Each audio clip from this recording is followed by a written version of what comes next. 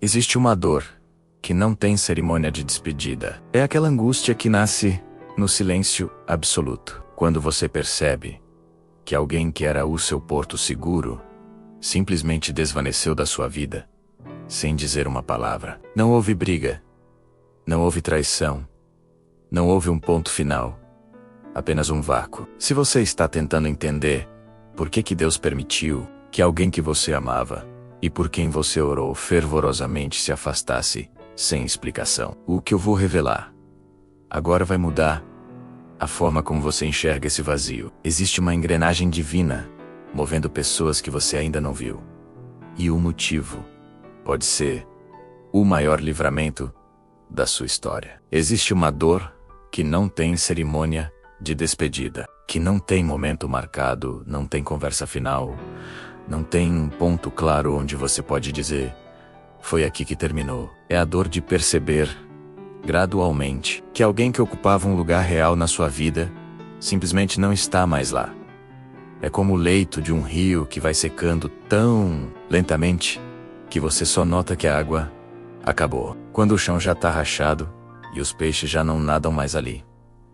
Não houve briga definitiva, não houve traição declarada, não houve uma cena cinematográfica que explique com clareza o que aconteceu. Houve uma distância que foi crescendo, como a névoa que cobre uma montanha, até que ela desapareça completamente do horizonte, sem que ninguém perceba o momento em que sumiu. Houve conversas que foram espaçando, mensagens que ficaram sem resposta, visualizações que não geraram palavras. Houve uma presença que foi se tornando ausência de uma forma tão lenta que você não consegue identificar o dia em que tudo mudou. E então, você acorda num momento qualquer e percebe que aquela pessoa, aquela amizade, já não existe mais da forma que existia. E o que resta é um silêncio que você não sabe muito bem como nomear.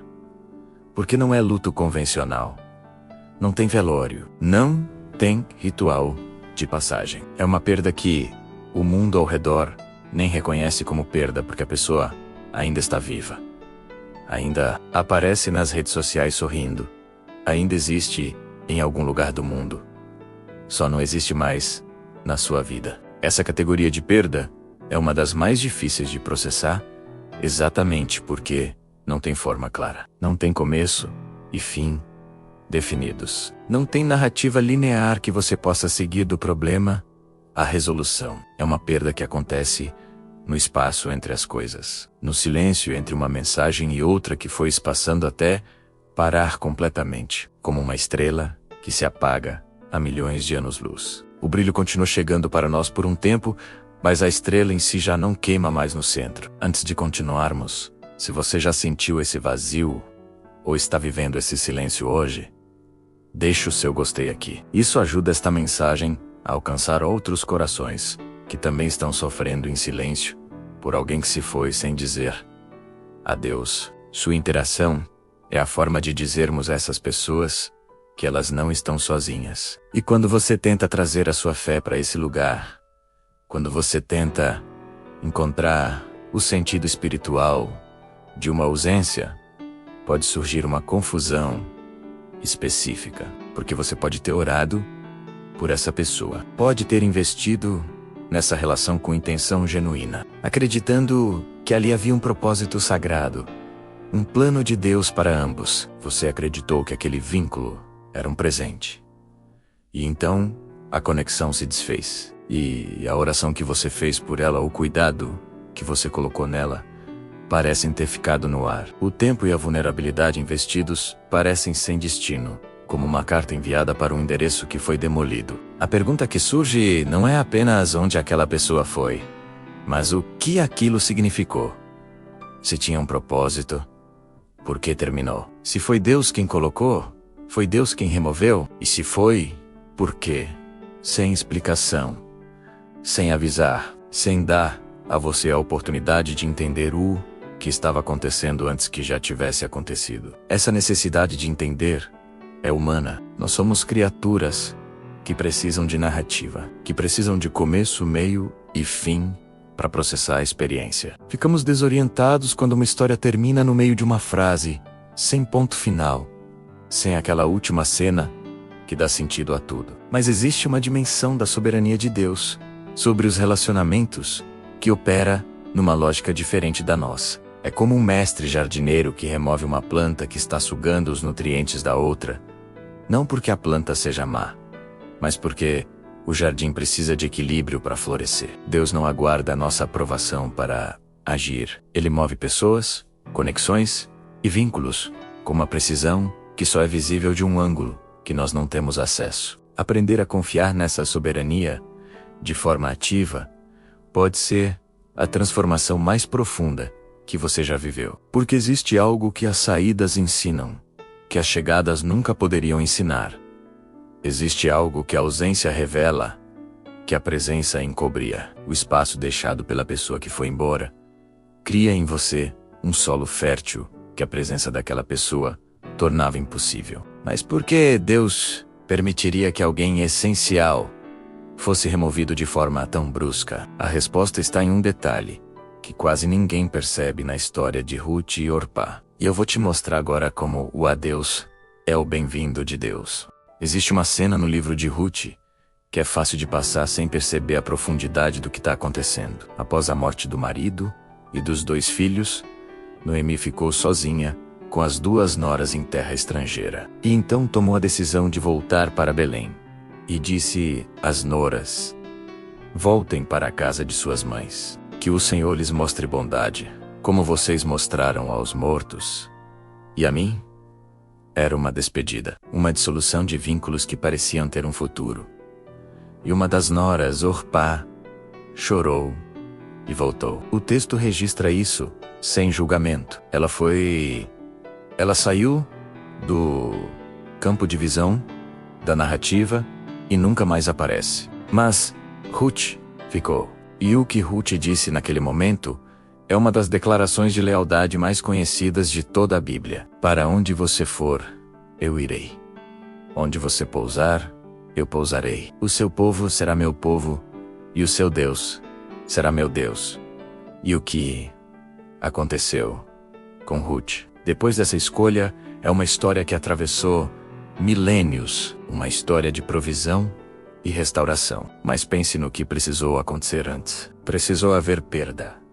Precisou haver dissolução de vínculos. Precisou haver uma saída, a de Orpá, que abriu espaço para que a presença de Ruth se tornasse visível com toda a sua profundidade. E a saída de Orpá não foi vilania, foi escolha, foi o caminho dela, foi o que era certo para ela. Mas a ausência dela foi o que permitiu que o vínculo entre Noemi e Ruth se tornasse o que se tornou. Às vezes a saída de uma pessoa não é punição, é o movimento necessário para que o que está por vir tenha espaço. Pode ser simplesmente o movimento de Deus reorganizando o campo ao seu redor para preparar o próximo capítulo. Davi teve amigos que saíram, que o abandonaram quando Saul o perseguia, mas foi no esvaziamento relacional que a plenitude vertical cresceu. Davi aprendeu a depender de Deus de forma única.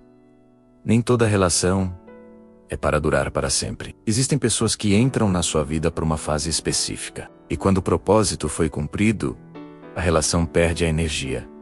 Isso não é falha, é o ritmo natural da vida. Quando você vê as saídas com essa leitura, a dor não some, mas ganha um contexto que impede a amargura. Essa diferença determina o que você vai ser capaz de receber no próximo capítulo da sua história. Existe algo que acontece no espaço deixado por quem foi embora, que é quase impossível de perceber, enquanto a dor da ausência ainda está fresca, mas que começa a se tornar visível quando o tempo passa e você consegue olhar para o vazio com um pouco menos de urgência em preenchê-lo. Começa a aparecer algo que estava escondido atrás da presença da pessoa que foi. Algo sobre você, sobre quem você é, quando não está sendo definido, sobre o que você pensa, o que você sente, o que você quer. Quando remove da equação a influência daquela presença específica, existem relacionamentos que moldam a nossa percepção de nós mesmos. E quando esse espelho é removido, existe um período de desorientação, de redescobrir as próprias bordas de uma forma desconfortável e necessária. É nesse período que Deus faz as perguntas mais importantes da sua vida. Perguntas sobre direção, sobre propósito, sobre o que você realmente quer para a sua vida, quando ninguém mais está influenciando a resposta. Pense no que aconteceu com Abraão quando recebeu a instrução de sair, deixar a terra, a família, o sistema de relações que o definia. E nessa saída, Abraão encontrou quem ele era fora de todos esses contextos. Encontrou a fé que não dependia de aprovação familiar para existir. Precisava de espaço. Precisava de ausência de certos vínculos para que a identidade que vinha de cima pudesse se tornar a fundação real da sua vida. E você? Qual é a identidade que estava sendo sustentada pela presença de quem foi? O que a ausência está revelando sobre você? Porque existe uma versão de você que só emerge quando você está sem o apoio externo. Uma versão mais funda, mais autêntica. Essa versão é quem você precisava se tornar para o próximo capítulo. O esvaziamento relacional foi parte do processo de preparação. Existe também uma proteção embutida nas saídas. Existem pessoas cuja saída te protegeu de destinos que você não conseguia ver por estar perto demais. Deus, que vê o caminho inteiro, move pessoas com uma misericórdia que raramente parece misericórdia no momento em que acontece. Então, o que você faz com o espaço deixado? Você não o preenche apressadamente. Você fica com ele para ouvir o que a ausência está dizendo. Algo vai começar a se mover dentro dele. Uma clareza. Ou uma forma de se enxergar que não dependia de nenhum espelho externo. E essa identidade é algo que ninguém pode remover, que não depende da permanência de nenhuma pessoa para continuar existindo. E quando as novas presenças chegarem, você vai recebê-las de um lugar mais fundamentado, mais consciente, mais livre para amar sem depender. Esse é o fruto maduro de quem atravessou a dor e encontrou uma presença que não saiu, que estava no espaço vazio o tempo todo. Se essa mensagem falou com você, permaneça aqui na misteriosa voz da fé.